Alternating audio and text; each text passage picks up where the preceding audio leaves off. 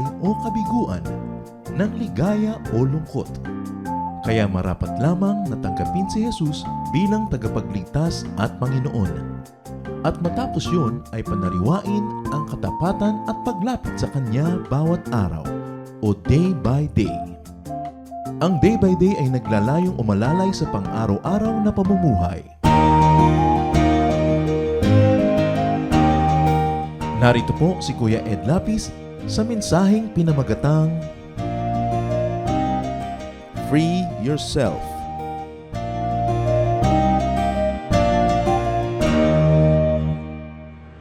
Maraming mga tao ay nakatali, nakakulong sa mga hindi naman dapat pagkatalian o pagkakulungan.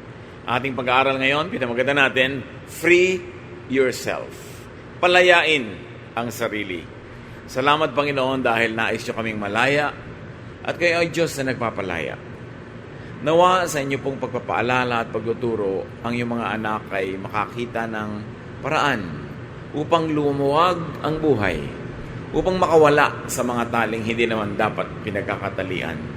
At nawa Panginoon sa sandaling ito, kayo po ang siyang mangusap. Mga kataga mula sa inyo ang aming nais maging pagkain ng kaluluwa namin.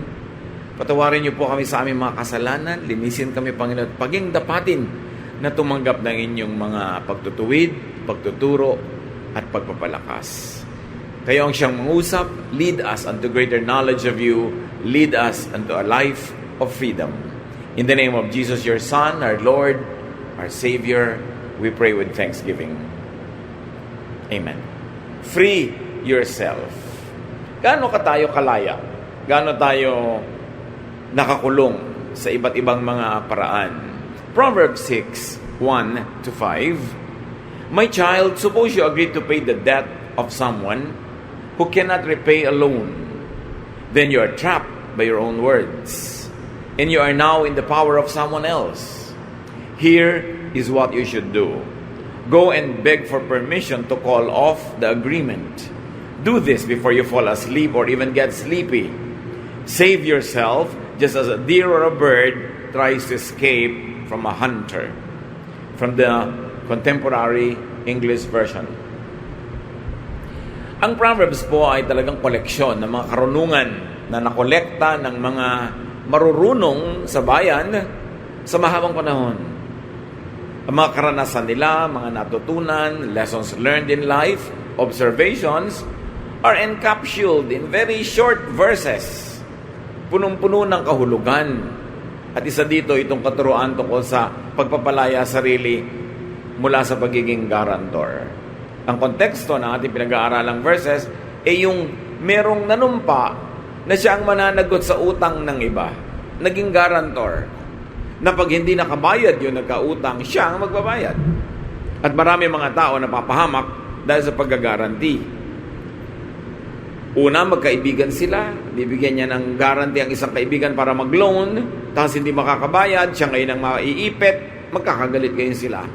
At sabi ng Proverbs, kung nangyari ito sa'yo, nalibang ka, nagkamali ka, at naging guarantor ka, kailangang palayain mo ang iyong sarili mula sa ganyang uri ng pagkakatali. At ngayon, isa-isahin natin para natin mahimay at lubos na ma-apply sa ating buhay.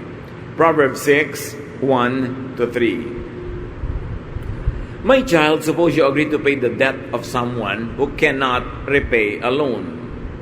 Then you are trapped by your own words, and you are now in the power of someone else.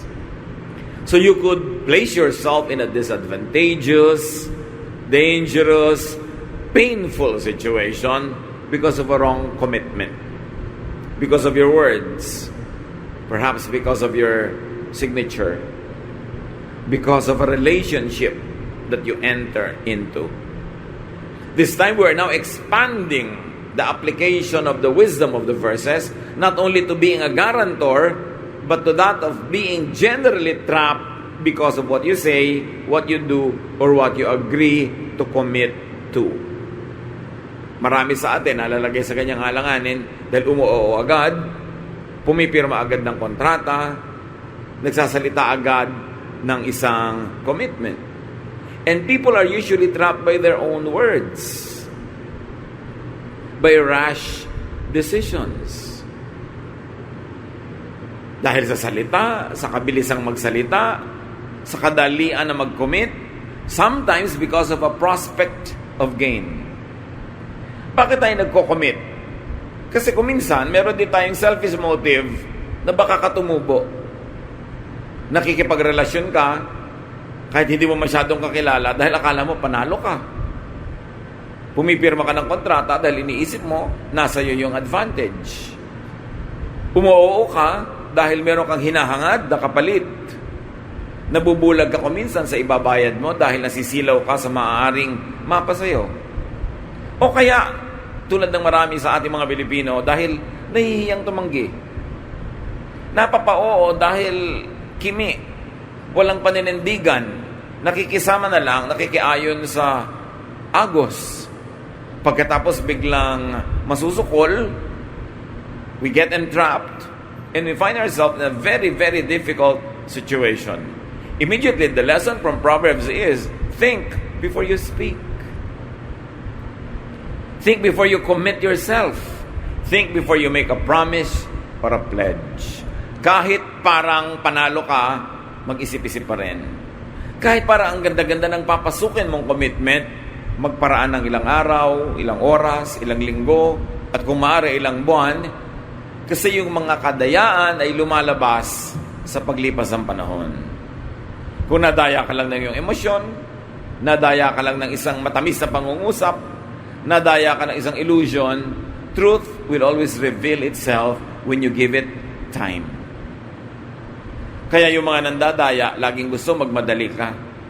Pumirma ka na ng kontrata ngayon, may libreng, kung ano man, libreng payong. Minsan nasisilaw tayo dahil sa isang payong. May libreng sabon, may libreng ganito, magko-commit ka na sa isang lifelong na mga babayarin o mga hirap sa buhay. Kaya nakakasilaw. Marami sa mga nasusukol, natatrap sa ganito dahil na rin sa mga kuminsan ay very selfish motives. So think before you even commit yourself. Sabi sa Proverbs 10:19, you will say the wrong thing if you talk too much. So be sensible and watch what you say. Watch what you commit to. Watch what you sign. Lalo yung mga marriage contract, mapag-iisipan mo mabuti bago mo pirmahan yan. Kahit employment contract, dahil hindi ka nakakatiyak na kung ano yung ipinangako, ay yun nga ang iyong makukuha. Watch what commitments you make. People are trapped by their own mouths. Sabi ng Proverbs 6:2, then you are trapped by your own words. Proverbs 18:7 adds another dimension. Saying foolish things is like setting a trap to destroy yourself. Magdahan-dahan ang pagsasalita, huwag agad papayag, huwag agad oo, huwag din agad tatanggi. Proverbs 6:3 prescribes what should be done. Kung sakaling na-realize mo na, oo nga, bakit ba ako nakasagot agad? Bakit ako nakapag-commit? Here is what you should do. Go and beg for permission to call off the agreement. You see, you have to beg. Kasi may commitment ka na eh. Pag hindi ka pinagbigyan nung may kapangyarihan over you, wala ka magagawa. Take back your word. Bawiin ang salita. Umatras sa kasunduan habang pwede pa. May mga nagpapakounsel sa akin, Tito, paano po yan? Nagdadalawang isip ako tungkol sa pagpapakasal. Pero na-print na po ang invitation. So kung kahit na-print na ang invitation, kahit nabayaran na ang caterer, at nagawa na ang gown, kung nagse-second thoughts ka, huwag mong ituloy. Mas malaki ang pwede maging bayad kung buong buhay mo, i-commit mo dahil ang kasubuan na, edi, iluwa mo, yung nga isubo mo. Pero kung minsan nga, wala kang complete power over the situation because some people have power over you because you made a commitment. That's why you have to be very diplomatic. You have to be very convincing, but the ending is still the same. Get out of a commitment that would be very, very disadvantageous to you. Beg, humbly, nicely, diplomatically, but firmly. Disengage. Kumawala. Siguro ngayon pa lang, mga kapatid, nag-iisip-isip na kayo kung ano ang napasukan nyo na hindi nyo dapat pasukin. Hindi lang kasal, hindi lang paggagarantiya. Maraming ganun. Marami tayong commitments. Marami tayong pangakong binibitawan. But be humble. Admit being mistaken. Magtiis ka kung napagsabihan ka, napagalitan ka, but admit your mistake. But in all cases, free yourself. Iisa ang iyong buhay.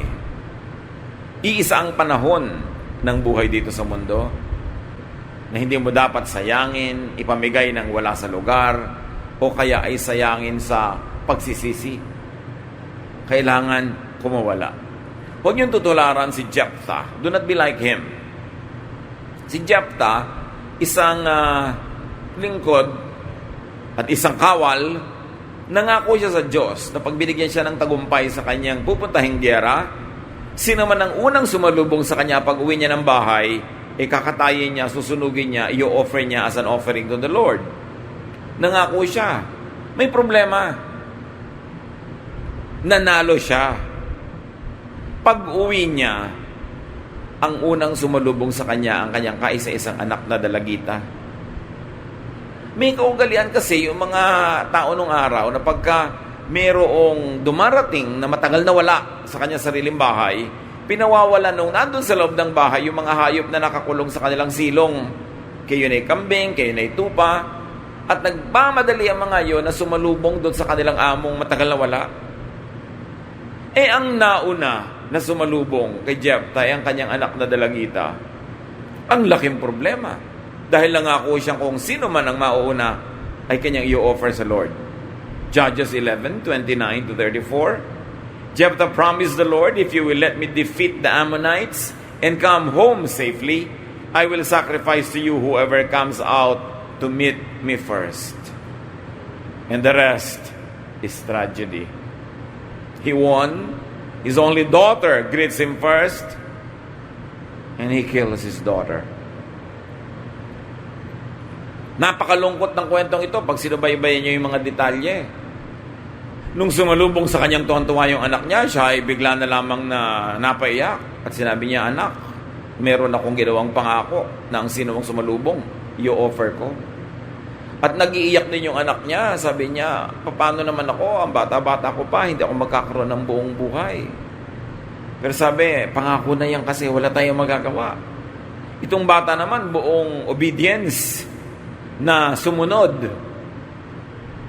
Nagpunta siya sa kanyang mga kaibigang dalagita, nag-iiyakan sila ng nag-iiyakan, dahil sa niya, hindi ko na naranasang umibig, hindi ko na maranasang mag-asawa o magkaanak.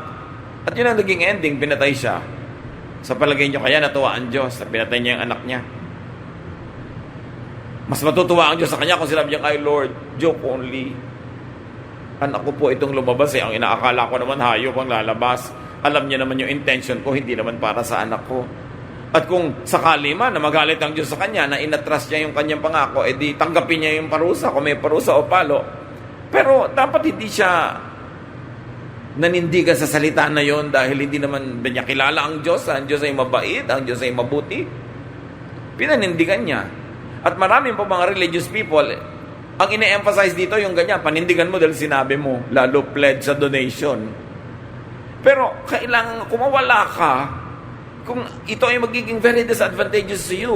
Because God wants you free, God wants you happy, God wants you prosperous. And you cannot be, and God does not want you to be entrapped by a mistake.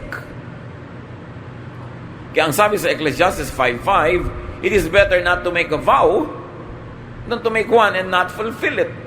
Kaya napapahamak yung mabibilis magsalita, madaling mag-commit, madaling mangako. Better hold your tongue. Huwag mong ipapangako, mamahalin kita araw-araw. Nakakatiyak ka? Kaya mo magmahal araw-araw? Nakakatiyak ka na hindi siya magbabago? Na pag kahit magbago siya, hindi ka magbabago, mamahalin mo pa rin? Mga salitang nakakakulong sa nagsasalip, sabi nito. So don't make a vow at all. Don't make a commit, or why commit a mistake and trap yourself? And do not say yes or no ever so quickly Mas maganda yung laging sinasabi ni King Louis XIV of France, I shall see. Let's see. Tingnan natin. Pag sinabi sa iyo ng anak mo, sa isang taon, pwede po ba tayo magbakasyon abroad? Sabi mo, let's see. Huwag ka masabing yes. Kahit may pera ka ngayon, paano kung magdating ng panahon na yun? Wala. Mga commitment na hindi mo naman kailangan gawin sa buhay. Napapahamak tuloy ang tao. You say, let's see. Let's pray about it. Because when you pray about something, truth will always reveal in time. At yung mga bugso ng damdamin, humuhupa yan pag lumilipas ang panahon. Kumisan, talagang gusto mo sabihin, yun ang darama mo. Paggising mo kinabukasan, iba na yung feeling mo. Paano yun? Nag-commit ka na. Proverbs 6:4, do this, meaning disengage or free yourself before you fall asleep or even get sleepy. So itinuturo sa atin, kung na-realize mo na na-trap ka, nalagay ka sa isang sitwasyon na napakahirap, move quickly. Huwag nang ipagpabukas pa yan. Kung babawiin mo ang sinabi mo, bawiin mo na ngayon. Because time cements commitments. Parang semento rin yan. Paglipas ng panahon, tumitigas. So habang malambot pa, ibahin mo na. Habang may kakayanan ka pa. Proverbs 6:5, save yourself just as a deer or a bird tries to escape from a hunter. Paano sinisikap ng isang ibon o ng isang usa na bigla na lamang na nahuli ng mga bitag, paano ito sinisikap lumaya? Kung nakakita na kayo ng ibon na biglang na-trap, talagang hindi ito titigil hanggang hindi nakakawala. Ganon din yung mga isda na nahuhuli ng lambat.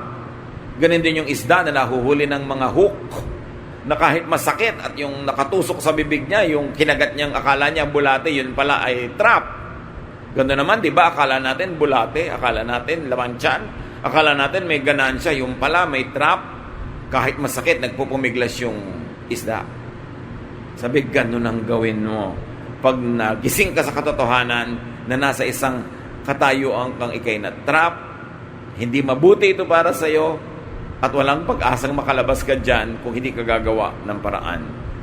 Gayahin mo ang mga usa at mga ibon, idagdag na natin ang mga isda, at sino man na nahuhuli, gawin mo ang lahat ng pwede mong gawin para makawala. Save yourself like it's a matter of life or death. Because it could really be death.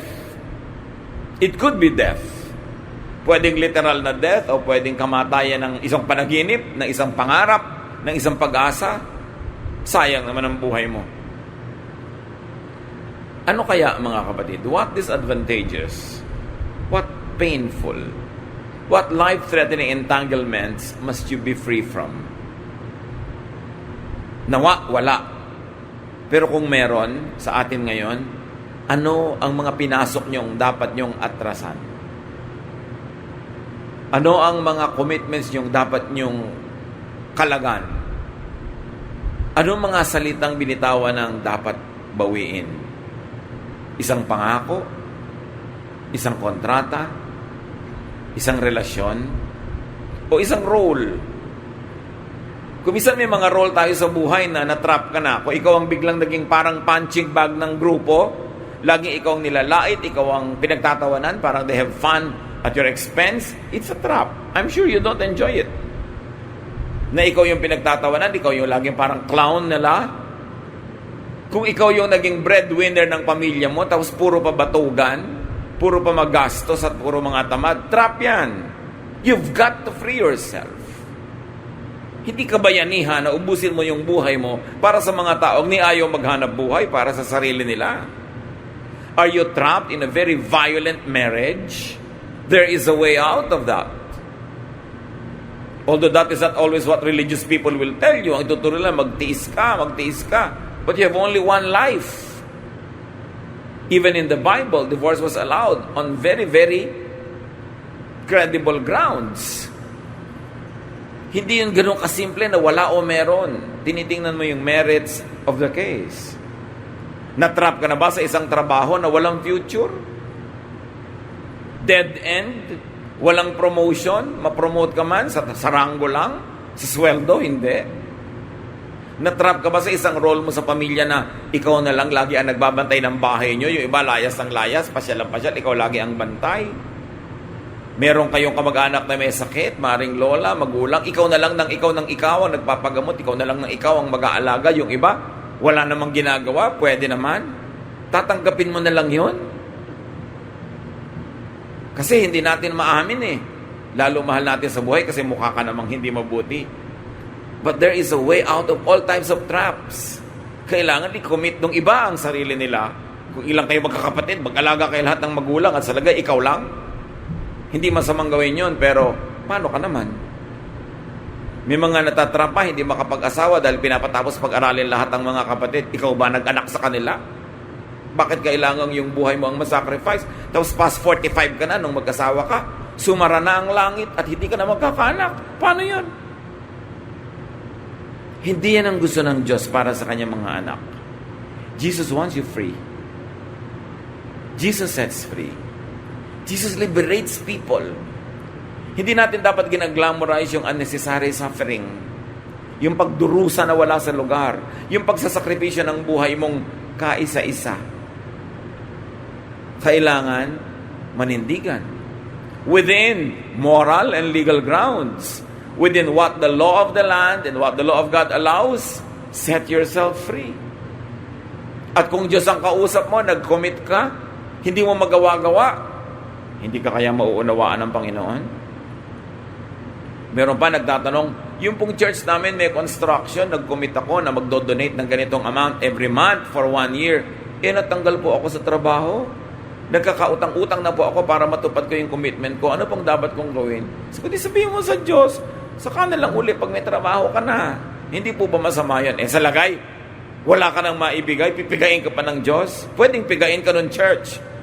Pero ang Diyos, hindi ka pipigayin. Dapat nakikilala mo rin na napaghihiwala yung Diyos mula doon sa church. Kasi sometimes, hindi laging nare-represent mabuti ng church ang Diyos. Ang gusto ng church lagi makakuha ng makakuha, makatanggap ng makatanggap, maraming worker, magdusa ka dyan, magtiis ka. Pero yung kaya ang gusto ng Diyos para sa iyo. God wants you to have a full life. Jesus says in John 10:10, I came that you might have life and have it to the full, have it abundantly. The Lord wants you to be rested and restful. So come to me all of you who are tired and heavy laden, I'll give you rest. Maunawain ng Diyos. Kailangan mong lampasan ang lahat ng paraan at uri at hugis at kulay ng pagpapakilala ng mga relihiyon tungkol sa Diyos. Para makilala mo ang Diyos talaga directly, personally, na siya ay mabuti, mapagmahal, maunawain, at mapagpatawad. Anong mga disadvantageous situation ang kinakalagyan nyo ngayon mga kapatid? Tapos sasabihin natin, anak tayo ng Diyos. God is God of freedom. Not of license, not of licentiousness to do anything wrong, but freedom to do good. Freedom to pursue your happiness. Freedom to fulfill your dreams that do not impinge upon the dreams of others. Na hindi nagiging at the expense of others ang iyong kasiyahan. Maaring kontrata yan, an expectation, a role, as we have said. A punching bag. Kung punching bag ka ng asawa mo, set yourself free from that needless suffering. God did not create you para maging punching bag ng ibang tao. Hindi ganun pagdurusa ang gusto ng Diyos na suungin mo ng pikit mata. Because God wants you to have a full life.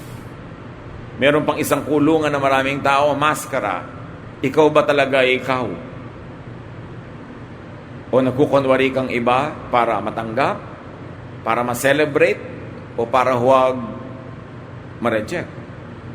Pero a role that you play that is not really your true nature is a trap. You will live a life of falsehood. You will live a lie. And every minute, every day, every month that you live a lie, you are not being truthful to yourself and to your Maker. So hindi totoo yung buhay na ipinamumuhay. Set yourself free. Galatians 5:1, it is for freedom that Christ has set us free. Stand firm then, and do not let yourselves be burdened again by a yoke of slavery.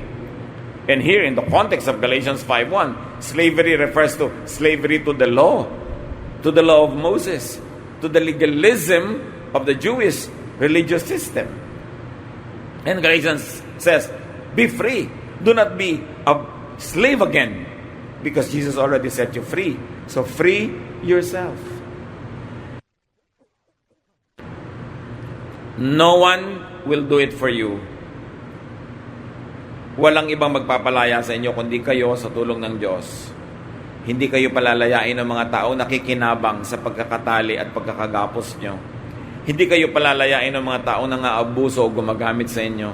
Hindi kayo palalayain ng sistema na nag-exploit sa atin. Kayo ang magpapalaya sa inyong mga sarili. Kailangan paninindigan, kailangan ng tapang, kailangan ng pananalig. At hindi kayo kumakalaban sa Diyos kung kayo magpapalaya para kayo makapamuhay ng restful, ng maginhawa, mabunga, masaya, not at the expense of others. There is nothing wrong with that.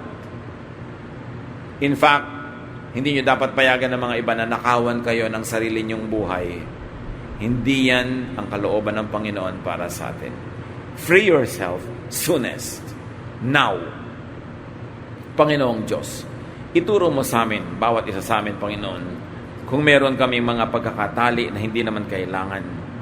Kung dapat kaming magpalaya sa aming mga sarili sa tulong nyo, papagliwanagin nyo ang aming isip at bigyan nyo kami ng lakas ng loob na manindigan para yung buhay na ipinahiram nyo sa amin, yung buhay na patuloy nyo ibinibigay sa amin ay huwag masayang at magawa yung kalooban nyo ayon sa kung ano kami, ano ang totoo tungkol sa aming pagkatao, sa aming sarili, at sa mga bagay na may kinalaman sa aming pagiging isang persona. Panginoon, turuan mo rin po kami na maging sensitive. Baka kami ang hindi nagpapalaya sa iba. Baka kami ang nagtatali, naggagapo sa iba. We make them commit to us for our benefit. We might be exploiting and using people for our own selfish ends and motives. Ituro mo rin sa amin, Panginoon, na kung paano kami dapat maging malaya, magpalaya rin kami ng mga taong nasa aming paligid. Pagbulay-bulayan natin mga kapatid ang kahulugan nito, manindigan and be free in the Lord. Dear God, as your people spend some moments of silence with you, show us where we stand, teach us where we should go.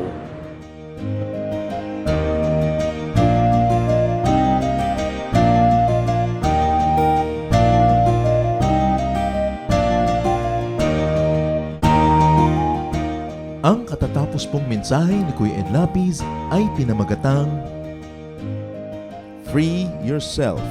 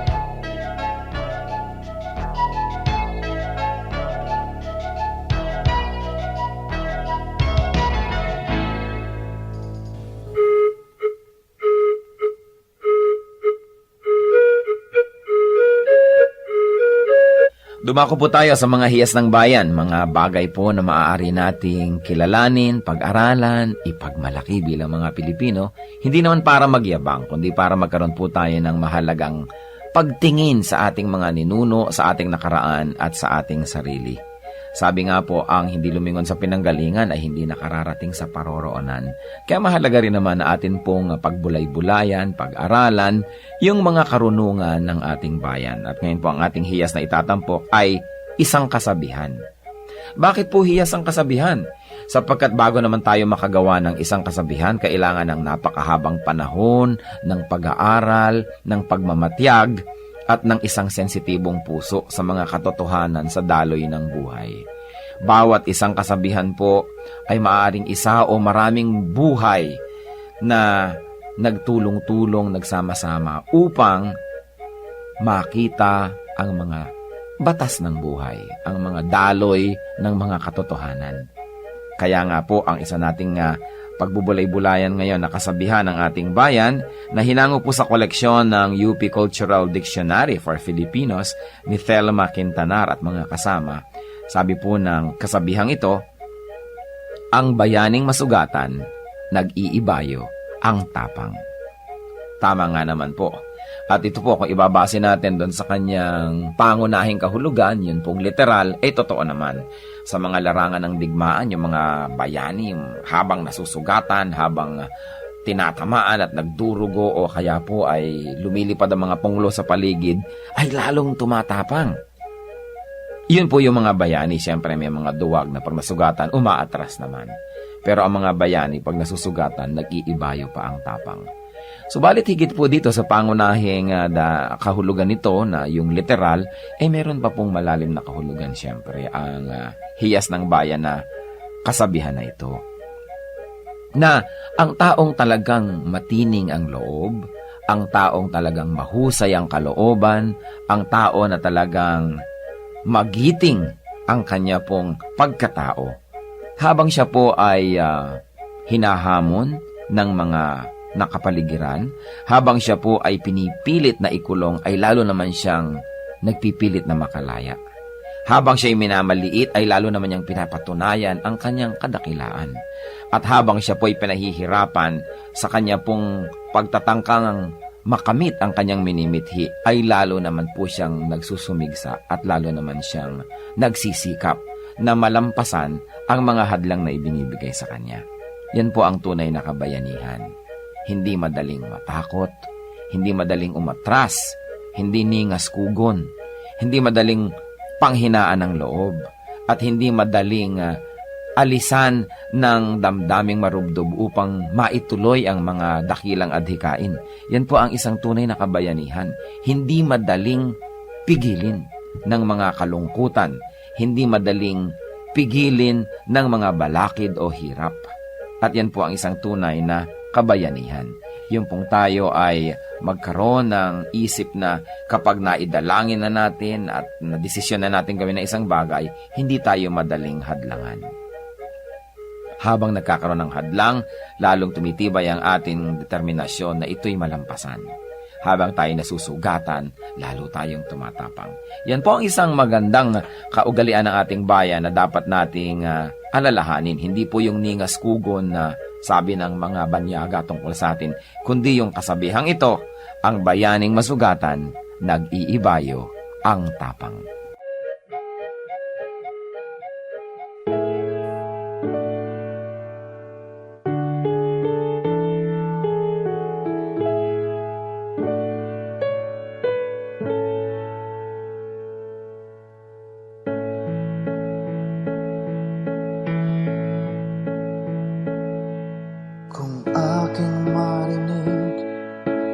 Banayad mong tinig, paligid may dilim, sa pag-asa'y hitik.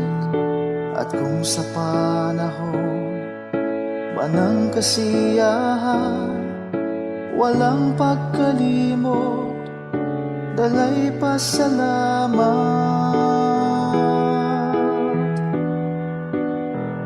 Alay ko ay papuri, damhin mo pagsamba, ang pag-ibig mo sa'kin walang hanggan.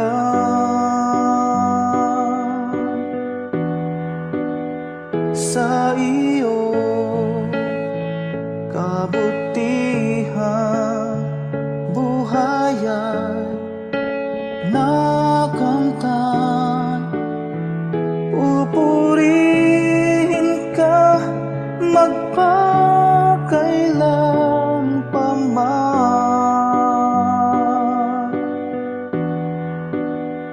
aking Diyos.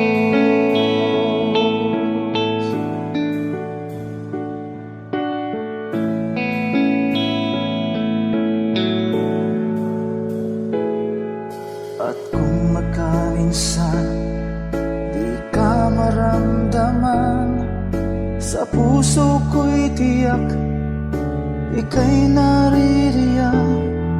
Kahit sa dulo man itong aking buhay, ika'y aking lakas, hindi mangangamba.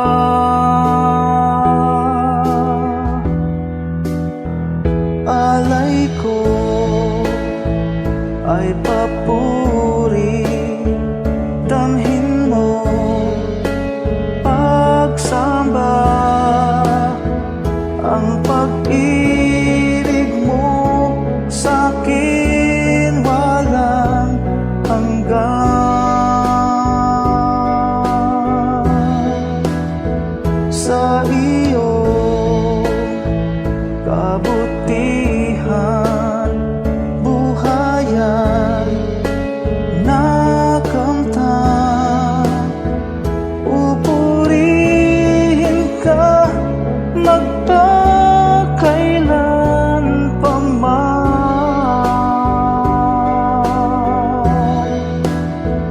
aking Diyos.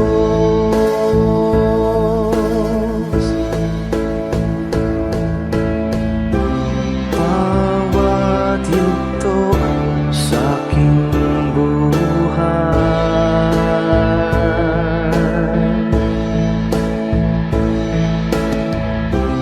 laging laan iyong gabay.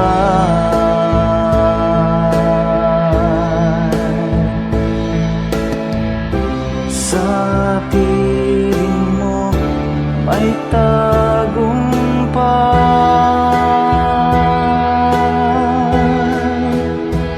Alay ko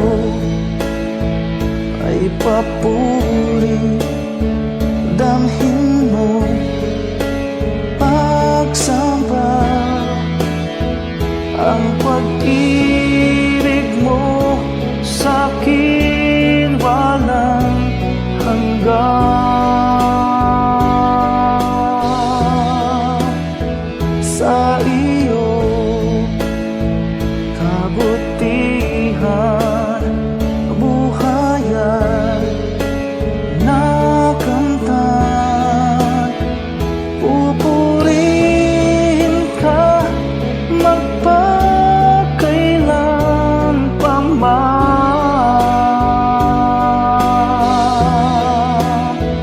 alay ko ay papuri, damhin mo pagsamba, ang pag-ibig mo sa'kin walang hanggan.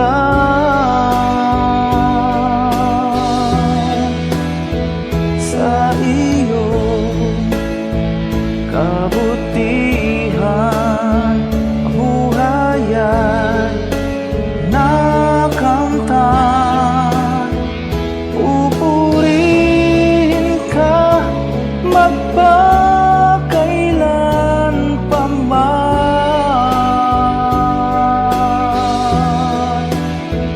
aking Diyos,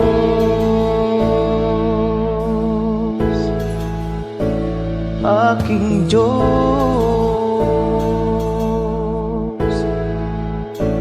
aking Diyos.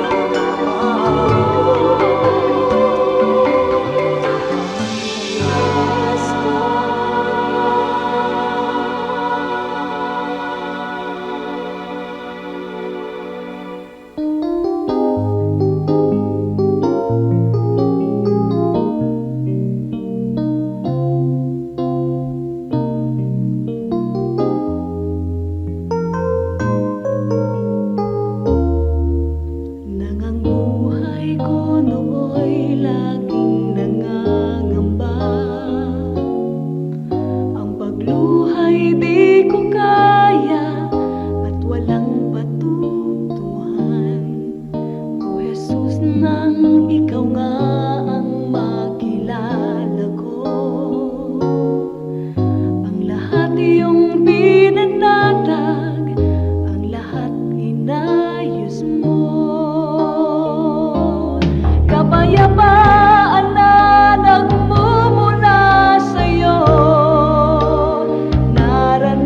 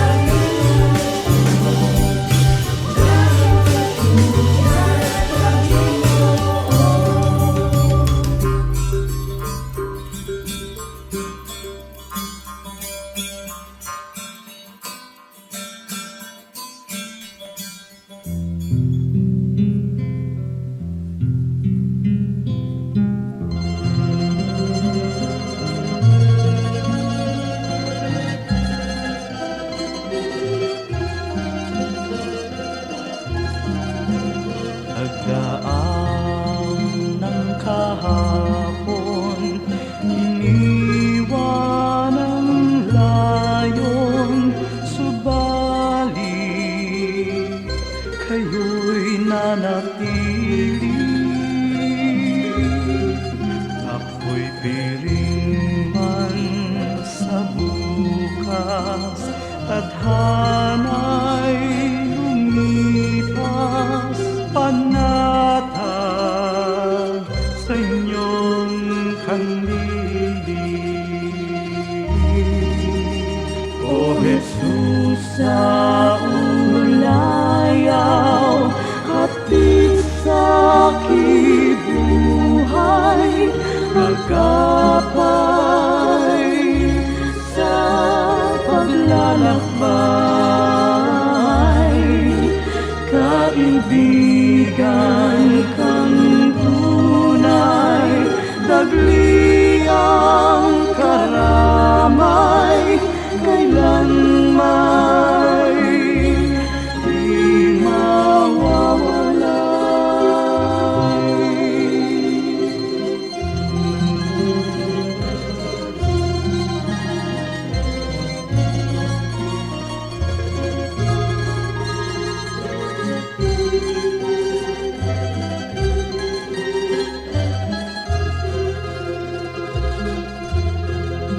sa tamis ng iyong hiya, masakit at hirap, sadyang hindi mananaig. O Jesus, kaulayaw, gawin pang malinaw sa akin ang iyong pag-ibig. O Jesus, sa ulayaw, hatid sa kibuhay, agapay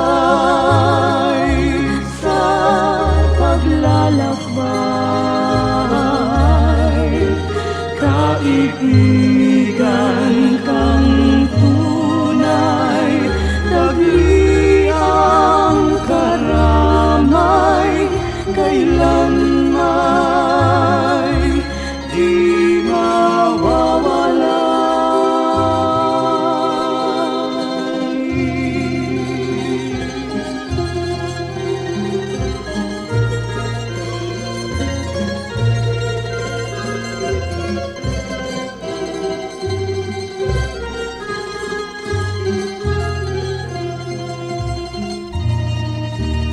O Jesus, sa ulayaw, hatid sa kibuhay, sa tuwina'y lunas ka sa aking lumbay, sa pag-ibig niyong alay, nasa daldalisay ang puso ko'y humihinlay. O Jesus, sa ulayaw, hatid sa kibuhay, agapay sa paglalakbay, kaibigan kang tunay, dagli ang karamay, kailan may di